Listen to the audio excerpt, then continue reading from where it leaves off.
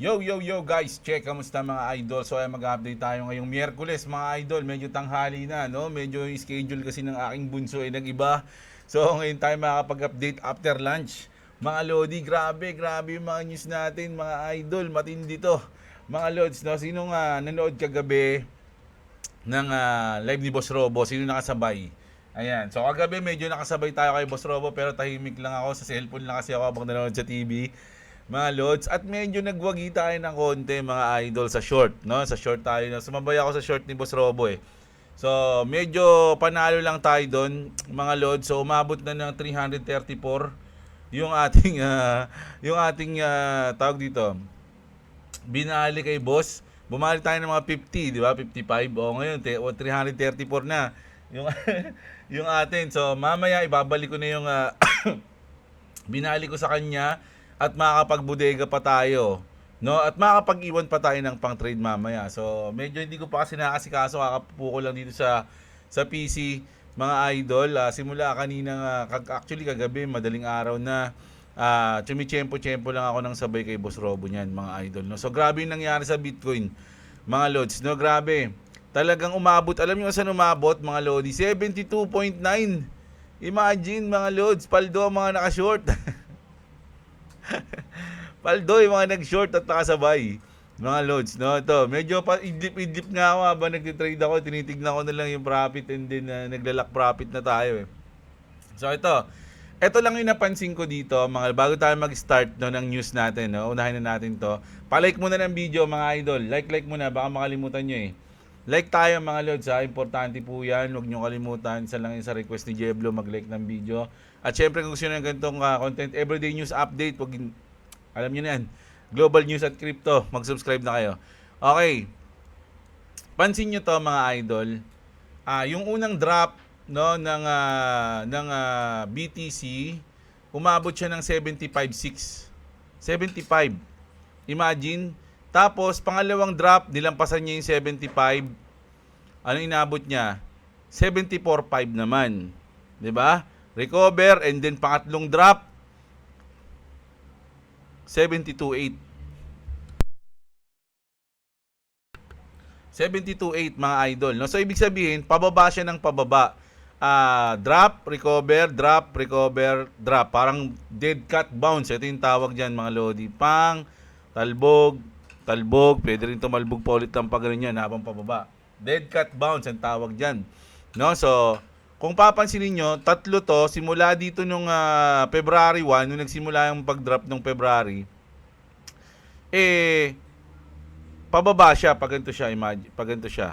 Ayan, kita nyo, pag ganyan. No, pag ganyan siya. Pero ito, mga idol, tignan nyo sa XRP. Tignan nyo, tignan nyo siya dito. Parang iba siya, mga idol. Kita nyo to. Hindi siya pababa. No, kasi si BTC pa ganito eh. Si XRP pag ganyan, no? Hindi natin alam. Basta pag ganyan siya, 'di ba? Iba yung kanyang chart, mga idol. Nung February 1, ayan, umabot siya ng 1.5. Tapos recovery, hindi siya bumaba, no? Huminto siya sa 1.52. Recovery and then hindi ulit siya bumaba, huminto ulit siya sa 1.52. So siguro ito na yung, wala lang. Sa ngayon kasi parang ito yung support ko, mga idol, sa XRP, no? Sa XRP lang 'yan ha. So kung titignan niyo kasi mga lodi, medyo hindi siya sumabay, no, sa Bitcoin kasi sa Bitcoin bawat drop niya mas malalim dun sa unang drop. Sa XRP hindi. Yung unang drop niya yung mas malalim and then yung pangalawa, pangatlo niya, hindi niya na tinatagos yung unang drop niya. Imagine dito, umabot ng 75. Tapos umabot ng 1.5 si XRP. Tapos biglang nag-72 si Bitcoin. Dapat malalim na to. 'Di ba? 1.3, 1.2 na sana si XRP, pero hindi. Nag-stay siya ng 1.5 lang. 1.52 pa. 'di ba? Pansin niyo 'yan, mga idol? Ayan. So, sa mga sumabay kay Boss Robo kagabi, congratulations sa mga pangapasok ay nakasabay sa short. Medyo nag-iiba kami ng konti pero ang ganda ng position natin kagabi, mga lods eh. Salamat kay Boss Robo, ang galing talaga nun eh. So ito, punta tayo dito sa ating mga balita, mga idol, no? News na tayo, grabe to. O ito kung natatandaan nyo, nagkaroon tayo ng partial shutdown nung Friday hanggang ngayon. Dapat nga, nung Monday pa to, dapat wala na eh. Pero ngayon, nag-sign na ng bill to officially end the US government shutdown. Okay? US government shutdown, mga idol. Tatanggalin na ni Trump. Okay? So, good news yan, mga Lods, no? At ito, mga Lodi, naku, matindi. Alam nyo sa pagbaba ng Bitcoin ngayon, maraming issue, maraming black swan na. Siyempre, maraming nga nagsasabi, bear market na, ganito, ganyan, di ba? Sabi dito, mga Lodi, just in, Michael Saylor's strategy is now 630 million underwater, wiping out all of the firm's 47 billion in unrealized profits from just 4 months ago, as Bitcoin plunged below his average cost basis of 76,000. Kasi magkano ba ngayon yung Bitcoin? Yun hindi ko napansin kanina. 76 ngayon eh. Okay, sakto to, 76. Bitcoins is still up 550% since Saylor's first started buying in August 2020. But because he purchased heavily near the top, the total return is currently negative 3, no, negative 0.3 pala, mga Lods, no. Siyempre nung bumili si Michael Saylor ng mga nasa 2020, nakabili pa siya sa 16,000 nata o sa 20,000, pero habang tumataas kasi nagdi-DCA siya, no. Habang kumbaga nasa nearly top pa, bumibili na siya eh. Nasa 100 plus yung Bitcoin, bumibili pa siya eh. So ngayon bumagsak ngayon, mga Lodi, ng nasa 76k. 'Di ba? Ang panalo pala yung mga nabili niya dati, pero yung mga bagong bili niya, ayun na yung mga talo, mga Lodi. So ngayon, total return niya negative na ng 0.3. Mga idol, no? Sabi nga dito, mga Lods, no? 100 million investor, no limit, is calling for Michael Saylor's strategy to collapse within the next 12 months. Grabe. Alam nyo, ang daming gustong mag-collapse yung MicroStrategy. Bakit kaya? 'Di ba? This is the same person who warned about the COVID crash before it happened. Ayan. Ang tanong, takot ba kayo, mga Lodi? Sa tingin nyo, hindi kaya ng MicroStrategy to, hindi kaya ni Michael Saylor tong gantong drop? Sa tingin ko, wala pa ni sa kanya to. Tandaan nyo, mga Lodi, noong mga panahon na 16,000, umabot pa ng basta mga under 1 million pesos yung Bitcoin nun. Mga idol, siya lang naman yung naniniwala sa Bitcoin, siya lang bumibili. Yung iba wala, takot, walang bumibili. Siya lang bumibili. Ngayon, nung pumalo, kaya nga siya sumikat eh. 'Di ba? Although sikat na siya, kilala siya, pero yung pagbili niya ng mababa, dun siya parang halos talaga nagkaroon ng hype. 'Di ba? Bumili siya ng mga nasa 20, 30, 40k. O biglang naging 60, 80 tapos sumabot ng 100, 100 plus. 'Di ba? Puro interview nga sa kanya nung lumilipad yung Bitcoin. Ang sa akin lang, mga idol, marami talagang gustong pabagsakin to, yung MicroStrategy. Pero si Michael Saylor kasi parang nabuhay sa sa bear market eh. Kumbaga kumbaga na-experience niya na yung worst. 'Di ba? Sa tingin nyo, may matatakot nyo to ng ganun-ganun lang, mga Lods, no? Sa akin, sa tingin ko, hindi. Mga idol, no? Okay? So, ito na. Grabe yan. Pero, syempre, dahil nga bumabagsak yung market, talagang maraming maluluging kumpanya. Ang tanong, kaya ba nila mag-hold? Kasi sabi dito, mga Lodi, Bitcoin slide could wipe out companies. Di ba? Michael Burry warned the Bitcoin's ongoing decline could destroy significant value, especially for companies holding large BTC reserves. Siyempre, kung may malaking hawak ang Bitcoin, tapos nakikita mo na nagda-drop yung malaking, kasi pag mga billion na yung hawak mo, billion na halaga ng Bitcoin, pag nag-drop ng mga 20% yan, taka na laki na nun, boy, million dollars na yun. Di ba? He said Bitcoin has failed as a safe haven like gold and pushed aggressive corporate holders into bankruptcy, triggering broader market fallout. He also highlighted Bitcoin's correlation with the S&P 500 and its impact on recent drops is gold and silver. So ito mga, parang sinasabi lang dito na talagang ngayon nyo malalaman. Kasi syempre, yung iba bumili sa hype eh. Kahit nasabihin mo mga big time company na yun, ngayon nga, nagbumabagsak eh. So ngayon, nare-realize nila na, ay na, grabe pala talaga yung Bitcoin, no? Parang nung nakaraan lang, panalo tayo. Ngayon, ano na nangyari sa atin? Talo na tayo ng 20 to 30% ng ating asset, di ba? So hindi katulad ng gold, ng silver, 'di ba? Pag bumababa man, hindi ganun kalaki katulad ng Bitcoin na umaabot ng mga 50%. Sa Bitcoin ay sa gold at silver, mga nasa 15 bumaba ng 15%, puta, laki na sa kanila nun eh. 'Di ba? Tapos makaka-recover na, mas bababa lang ulit siya ng mga 5%, 6%, 10%, tapos babalik na ulit. Hindi katulad ng Bitcoin, pag bumaba, tuloy-tuloy. 15% ngayon, bukas, biglang babagsak na naman 10%, tapos 15%. Ang dami, di ba? So, ngayon nila nare-realize yan. So, kaya nga sabi dito, Bitcoin slide could wipe out companies, lalo na yung may mga malalaking hawak na Bitcoin. Doon nila mararamdaman yan. Pwede sila matakot, pwede sila ma-shake out. Imagine, kahit na mga laking company, pwede ma-shake out. Latest, newly released JE file shows JE invested 3 million in Coinbase 2014, mga lodi.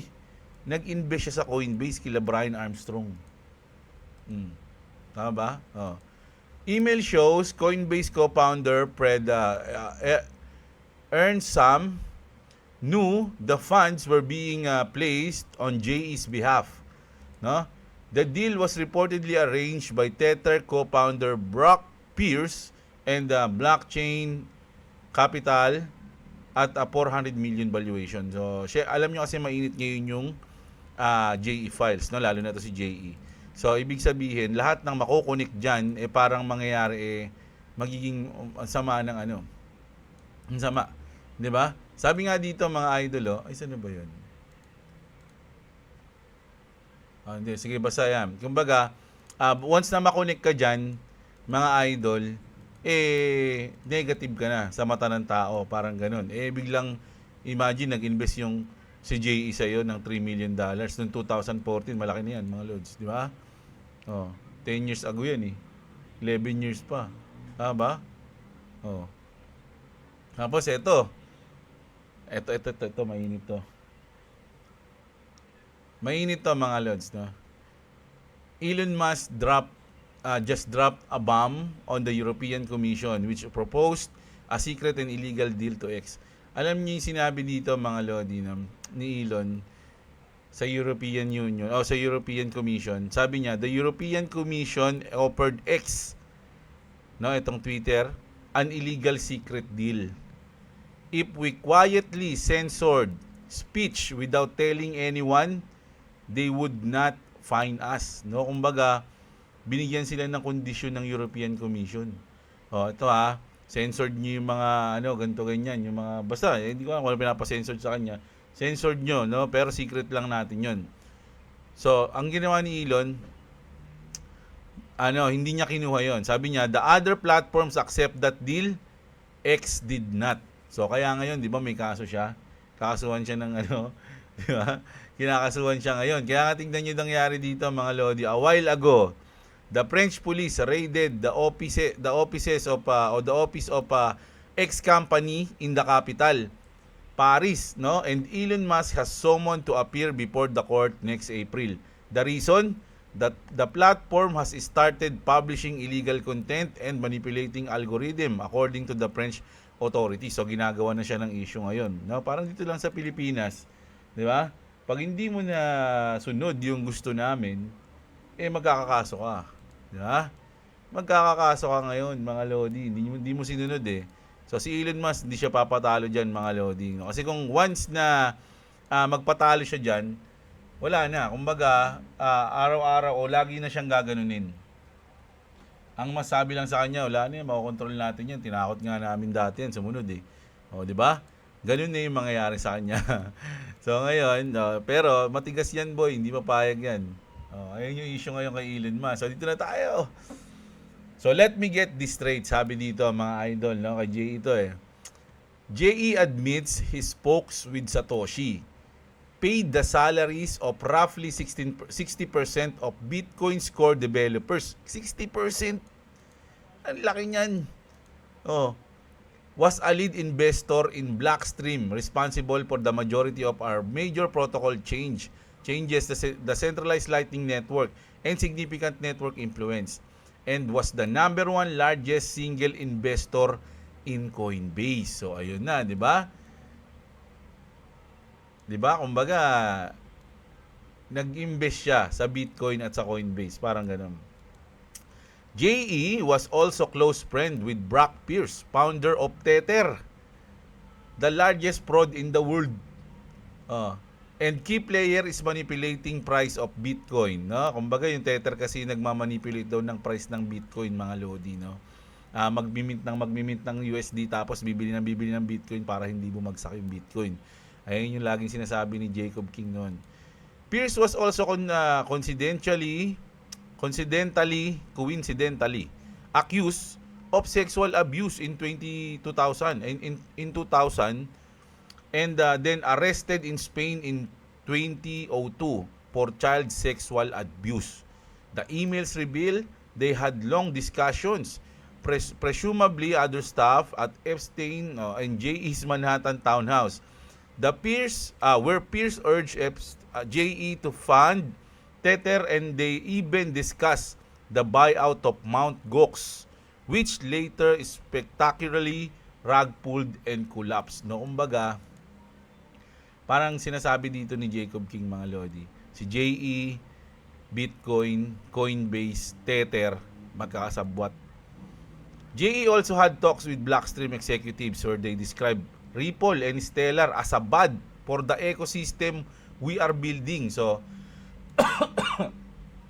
si JE, Coinbase, Bitcoin, Tether, magkakasabwat. Tapos sinabi ngayon ni JE, oy, yung Ripple tsaka Stellar, bad sa business natin yan. Hindi pwede yan. Tatalunin tayo yan, mga lodi. Tatalunin tayo yan. Kailangan nyo i-demanda yan. Ganon, di ba? Effectively working to freeze them out of shared funding circles. No, ayan. This coincides with the timing of the beginning of the Bitcoin maximalist campaign that spread widespread misinformation about both project. No, so doon na nasira, marami nang sumira sa Ripple, sa Stellar, ganyan-ganyan, nagkakaso.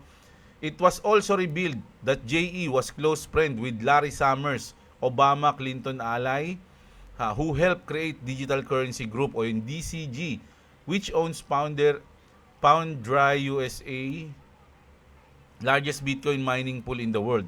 Grayscale, GBTC, one of the largest Bitcoin ETFs, Genesis, which collapsed amid fraud allegation, and CoinDesk, number one largest Bitcoin media site. Garit, sabi niya. So, ibig sabihin, mga lodi, etong mga to, no, yung mga nabanggit dyan, magkakasabwat para gusto ng kontrolin yung kung ano man yung gusto nilang kontrolin, at yung Ripple at Stellar ang kumukontra sa kanila, kaya ginawa nila ng kaso. Okay?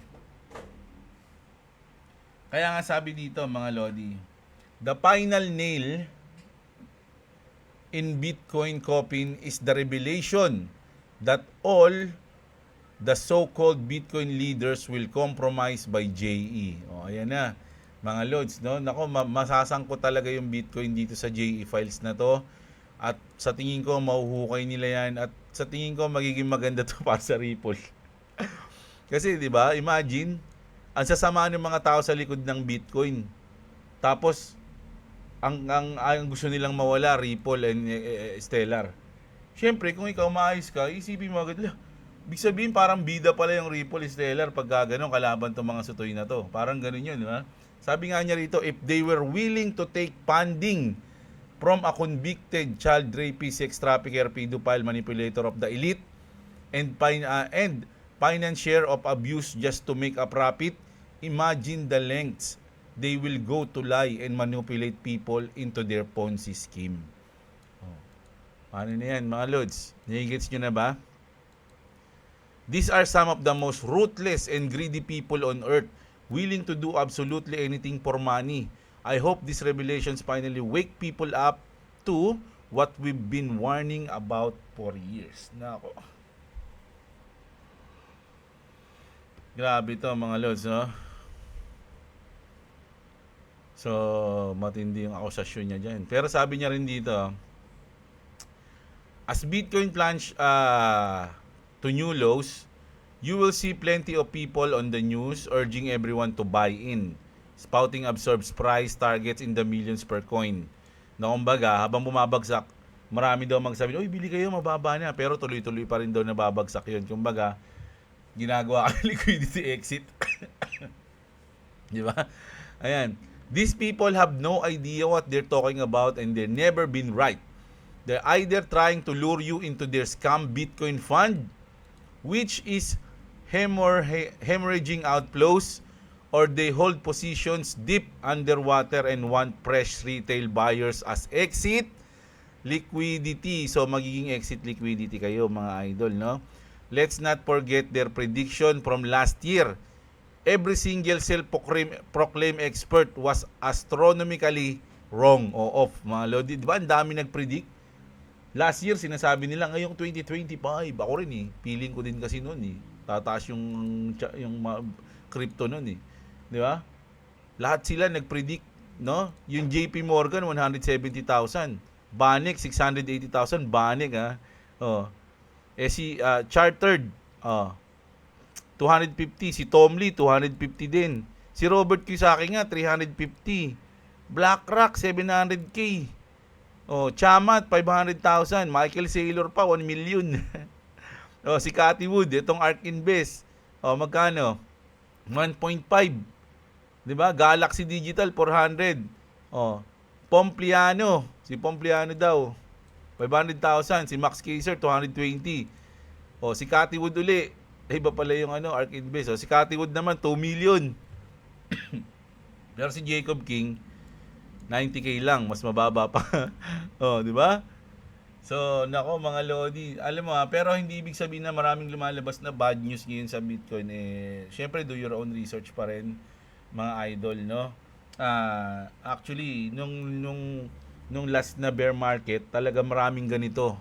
No, talagang lahat sinasabi wala nang Bitcoin, durog na yan, back to zero na, magsialisa na kayo dyan, and then biglang lumipad. So, normal lang yung ganitong pangyayari bago lumipad yung market, no? Maraming kukontra, maraming magsasabi ng ganito, ng ganyan. Pero kung matagal ka na sa market, yung mga ganitong news, parang ano na lang to, normal na sa'yo yan, mga lods, no? At decision mo pa rin naman at the end of the day kung mag-i-stay ka o mag-out ka na o hanggang kailan mo ba gustong i-hold yung mga asset mo sa portfolio mo, di ba? Ganun lang yun, mga lodi. Tignan mo si Vitalik, binenta niya na yung sa kanya.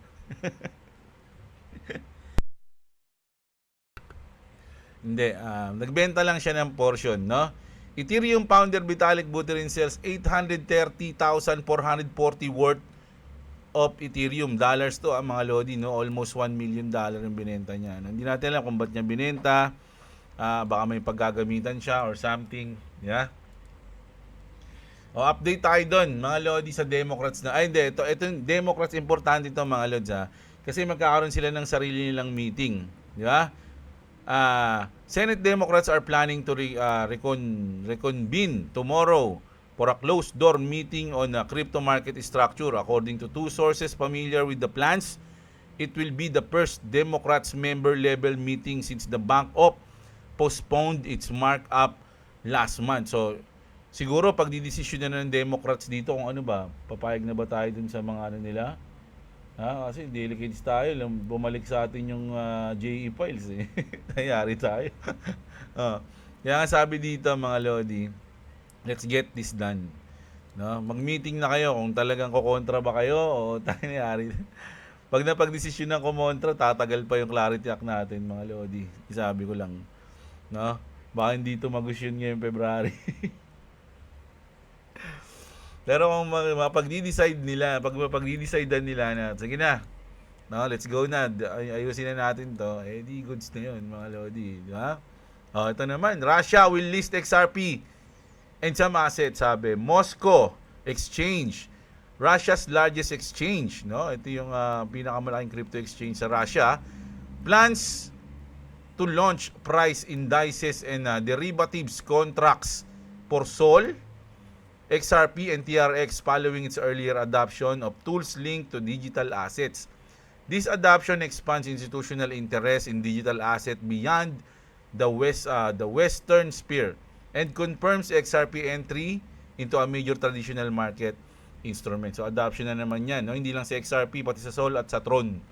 Ito yung pinakamatinding news ngayon, mga Lodi, pagdating sa XRP. Di ba? Diamond, mga Lods, panis, hindi lang gold. Ripple is proud to support Billiton, Diamond, and Control Altco for have tokenized over AED 1,280 million of certified polished diamond on XRP Ledger. So, tinokenize nila yan. This initiative shows Ripple technology can bridge the gap between physical asset and the digital economy, utilizing our enterprise-grade custody solution to secure high-value diamond assets with an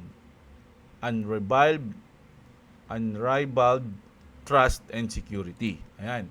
By providing the infrastructure needed to move physical commodities on-chain at scale, we are helping to set a new standard for transparency and efficiency in global finance, a significant leap forward for the future of commodities tokenization.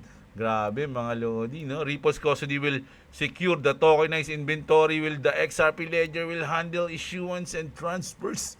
Grabe, mga Lods, gold na to, No, so, nag-umpisa na yan lahat. Alam nyo naman na maraming ito tokenize dyan sa may XRP Ledger.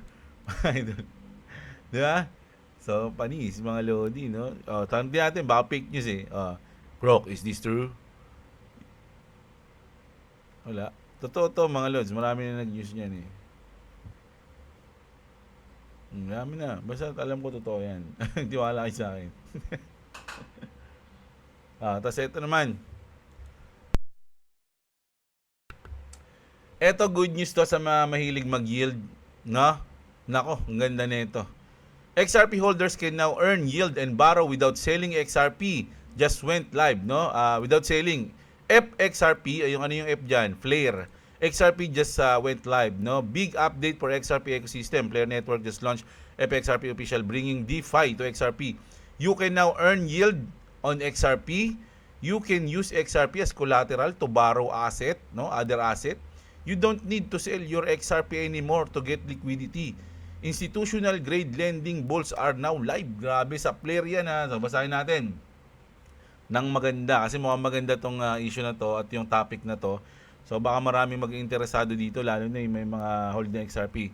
Pero do your own research, mga idol. Hindi ko sinabing gawin nyo to. Balita to, legit na to Sige, papaliwanag ko sa iyo ng simple at step by step sa Tagalog kung paano mag-earn ng yield gamit ang XRP ngayong Flare Network based sa pinakabagong update noong February, no? Una, ano ba yung kailangan mong malaman? Hindi direktang ang XRP mo sa XRP Ledger ang gagamitin para mag-yield. Ginagamit mo ito, parang ano to yung parang BAXS.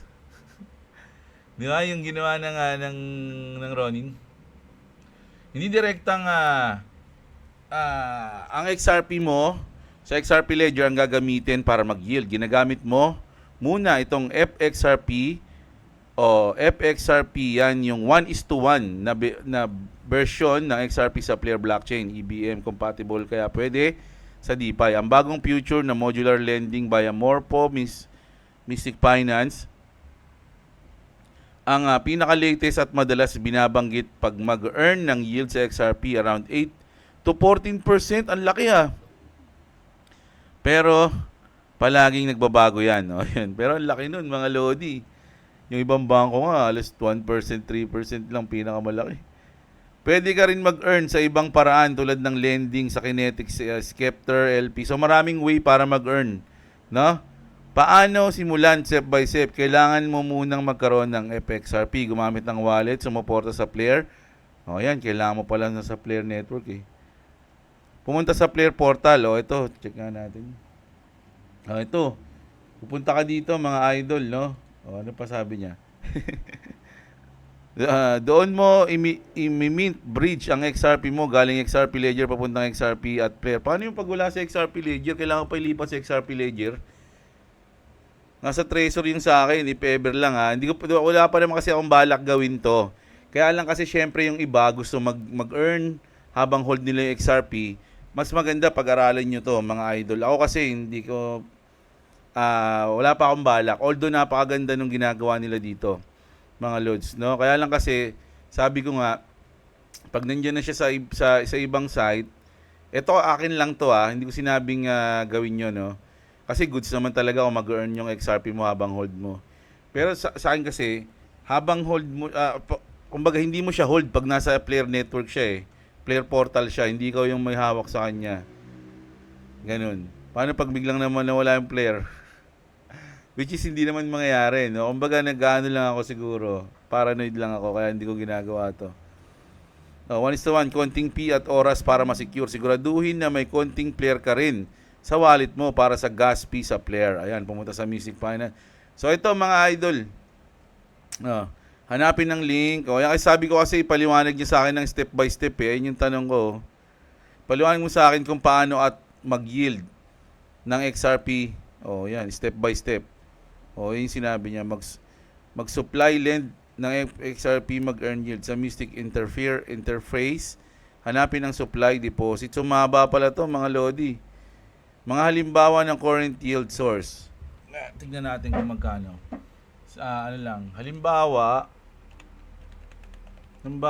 meron akong 1,000 XRP. Ay, sorry.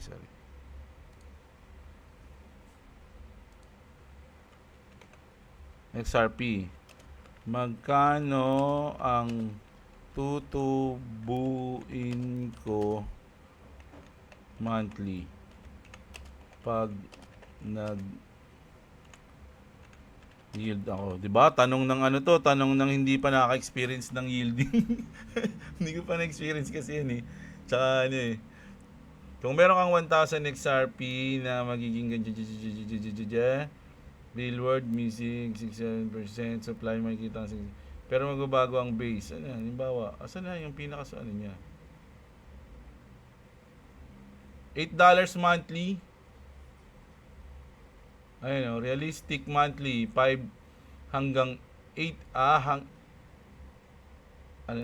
hanggang 8 XRP o $8 to $13 sa current price sa simpleng lending supply.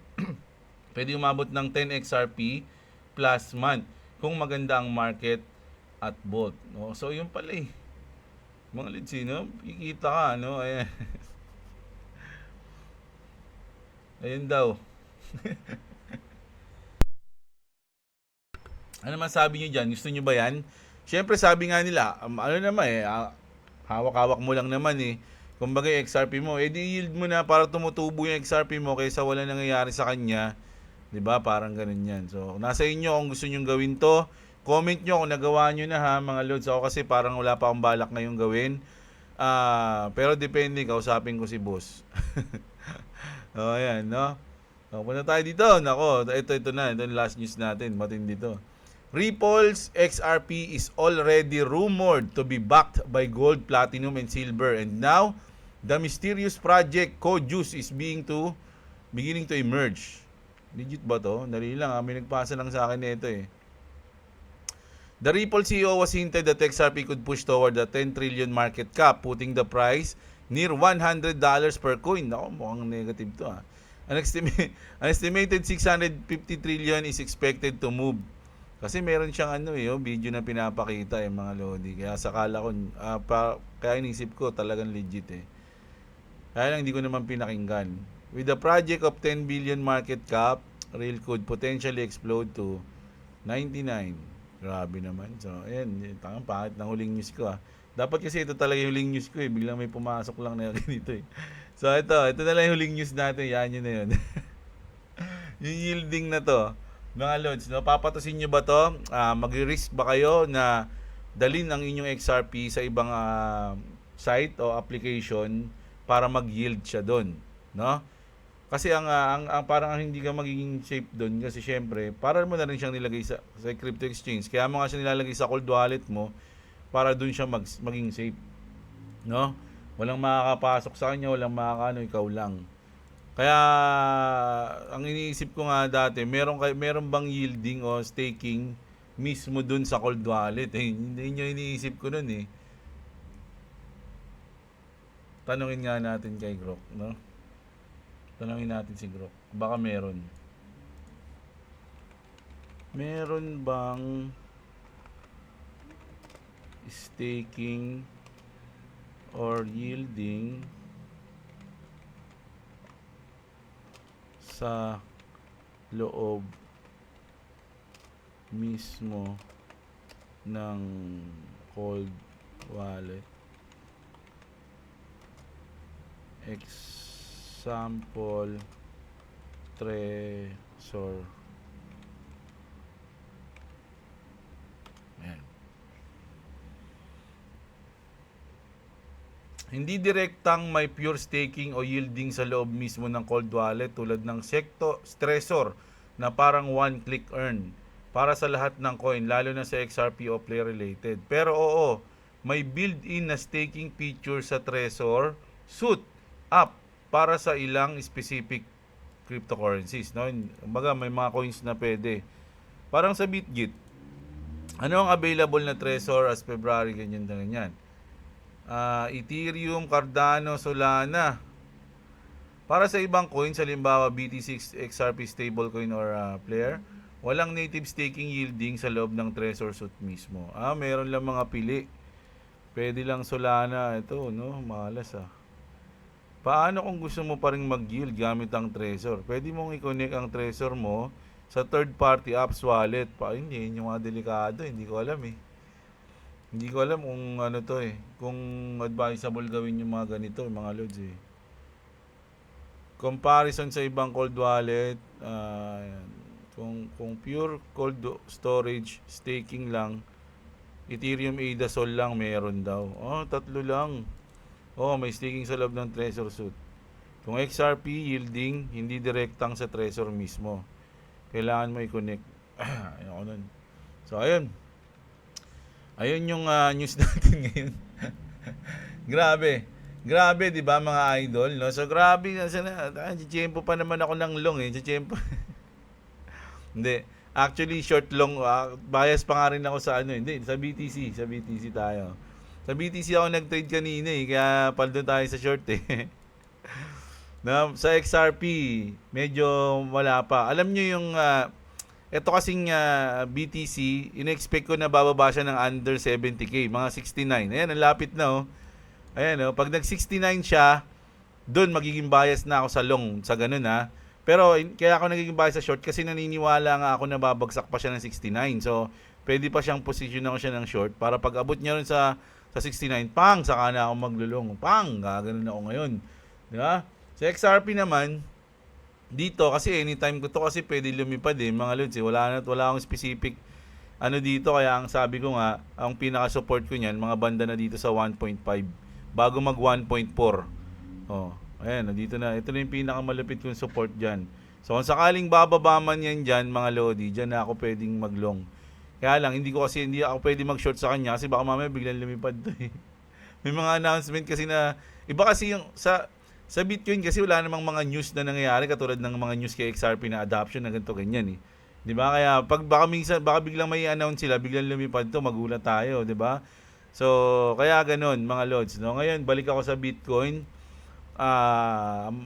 Titingnan natin mga lods. Pero so far simula kagabi panalo tayo, 300 Babalik ko na yung balik ko kay boss, tas magdadagdag ako ngayon. Siguro magtitira lang ako ng mga 84. Ayan 84.